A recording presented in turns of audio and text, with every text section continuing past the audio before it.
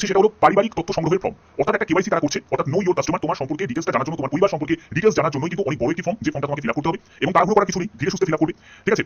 তো এখানে তোমাদের ফর্মটায় কি বলা হয়েছে দেখে নাও। এখানে বলছে যে পারিবারিক পরিচয়। প্রথমে হচ্ছে যে পরিবারের প্রধানের নাম, অর্থাৎ হেড অফ দ্য ফ্যামিলির নাম, HOF অর্থাৎ হেড অফ দ্য ফ্যামিলির নাম, তার পুরো নামটা কিন্তু তোমাকে লিখতে হবে। ওকে? তারপরে হচ্ছে জন্ম তারিখ। জন্ম তারিখ কত সেটা কিন্তু দিন মাস বছর, অর্থাৎ হেড অফ দ্য ফ্যামিলি তার জন্ম তারিখ দিন মাস বছর যা তোমার আধার কার্ডে রয়েছে সেই আধার কার্ড অনুযায়ী কিন্তু ফিল আপটা করতে হবে। ওকে? পরিবারের প্রধানের লিঙ্গ, সে পুরুষ না মহিলা না অন্যান্য, সেটা তোমাকে এখানে টিক দিতে হবে। ঠিক আছে? ওকে?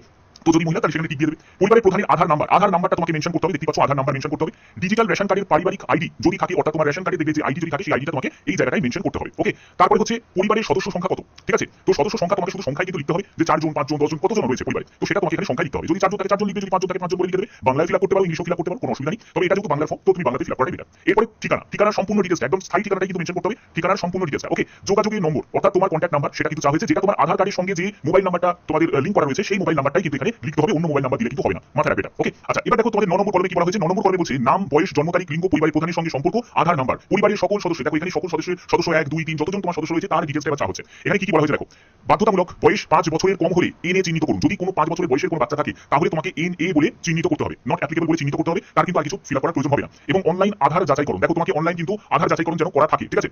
এবার দেখো তোমাদের এখানে তোমাদের বলে রাখি, এখানে যেগুলো তোমাকে করতে হবে, প্রথম যে সদস্য তার নাম, তার বয়স, জন্ম তারিখ, লিঙ্গ এবং পরিবারের প্রধানের সঙ্গে তার সম্পর্ক কি, অর্থাৎ উপরে যে হেড অফ দ্য ফ্যামিলি যার নাম তুমি মেনশন করেছো তার সাথে তোমার সম্পর্ক কি সেটা কিন্তু মেনশন করতে হবে, বা যার যে সাথে তোমার সম্পর্ক কি সেটা কিন্তু মেনশন করতে হবে, বা যার যে প্রথম সদস্যের যার নাম লিখছো তার সাথে সেই হেড অফ দ্য ফ্যামিলি সম্পর্ক কি সেটা এখানে মেনশন করতে হবে। ঠিক আছে? তারপরে আধার নাম্বারটা মেনশন করতে হবে। ঠিক আছে? সেই সদস্য মানে 1 নম্বর সদস্য তার আধার নাম্বারটা মেনশন করতে হবে। এরপর চলে যাচ্ছে দ্বিতীয় পেজে। দ্বিতীয় পেজে হচ্ছে দ্বিতীয় সদস্য। ঠিক আছে? এবার যতজন সদস্য, তোমার যদি পরিবারে 3 জন সদস্য থাকে তাহলে 3 নম্বর পর্যন্ত ফিল আপ করবে। ঠিক আছে? 4 জন যদি সদস্য থাকে 4 জন সদস্য থেকে ফিল আপ করবে। এরকম কিন্তু তোমাদের সদস্য সংখ্যা দেওয়া রয়েছে, দেখো 5 নম্বর সদস্য দেওয়া রয়েছে। ঠিক আছে? এরকম করে কিন্তু সদস্য সংখ্যাগুলো দেওয়া রয়েছে। ওকে? তো এই হচ্ছে মেইন ব্যাপারটা, একই রকম প্রসেস। ঠিক আছে? আর যারা বাড়ালাম না, একই রকম প্রসেস। সেটা হলো নাম, সদস্য 2 নম্বর সদস্যের তার নাম, তার বয়স, তার জন্ম তারিখ যা তোমার আধার কার্ডে রয়েছে সেইটা দেখেই কিন্তু ফিল আপটা করতে হবে। ঠিক আছে? তার লিঙ্গ এবং হচ্ছে পরিবারের প্রধানের সঙ্গে তার সম্পর্ক এবং আধার নাম্বার সেটা কিন্তু মেনশন করতে হবে। ওকে? আচ্ছা, এর পরবর্তী আমরা চলে যাচ্ছি, দেখে নেবে এখানে পরপর আরো কিন্তু রয়েছে। ঠিক আছে? সদস্য সংখ্যাগুলো রয়েছে। ওকে?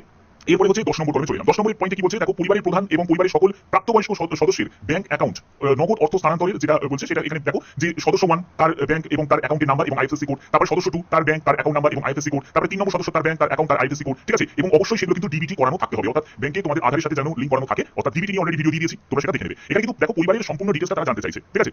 তো এইরকম কিন্তু যতজন সদস্য তার কিন্তু ডিটেইলসটা এখানে ফিল আপ করতে হবে। ঠিক আছে? ফর্মটা বড় করেছে কিন্তু ফর্মের মধ্যে খুব একটা বেশি কিন্তু আমি কিছু জটিল কিছু দেখতে পেলাম না। এবার দেখো পরবর্তী চলে যাচ্ছি এপিক। এপিক মানে হচ্ছে ভোটার। এবার হচ্ছে ভোটার কার্ডটা বার করতে হবে। ভোটার কার্ডে হেড অফ দ্য ফ্যামিলি এবং প্রাপ্তবয়স্ক সদস্য, ভোটার তালিকার অংশ নম্বর কিন্তু মেনশন করা আছে, দেখে নেবে। হেড অফ দ্য ফ্যামিলির এপিক নাম্বার। ঠিক আছে? অর্থাৎ যার প্রথমে তুমি ফর্মটা ফিল আপ করছো, ঠিক আছে, তার এপিক নাম্বার, বিধানসভা ক্ষেত্র এবং অংশ নাম্বার, সেটা তুমি কিন্তু ভোটার কার্ডই কিন্তু বিধানসভা ক্ষেত্র এবং অংশ নাম্বারটা পেয়ে যাবে। ঠিক আছে? এবং তোমাদের দেখো বিধানসভা নির্বাচনী ক্ষেত্রে যে তালিকা, সেই তালিকা থেকেও কিন্তু তুমি এটা পেয়ে যাবে। ঠিক আছে? তোমরা একবার তালিকাটা দেখে নেবে, সেখান থেকেও কিন্তু তোমরা পেয়ে যাবে। এরপরে হচ্ছে যে সদস্য 1, দেখো সদস্য 1 তার এপিক নাম্বার, তারপরে তার বিধানসভা ক্ষেত্র এবং অংশ নাম্বার দেবে, সদস্য 2 তার এপিক নাম্বার, তারপর বিধানসভা ক্ষেত্র অংশ নাম্বার, অর্থাৎ পরিবারের যারা আছে তাদের সব ভোটার আইডি কার্ডটা বার করে এটা কিন্তু ফিল আপ করতে হবে। ঠিক আছে? ভালো করে দেখে নেবে।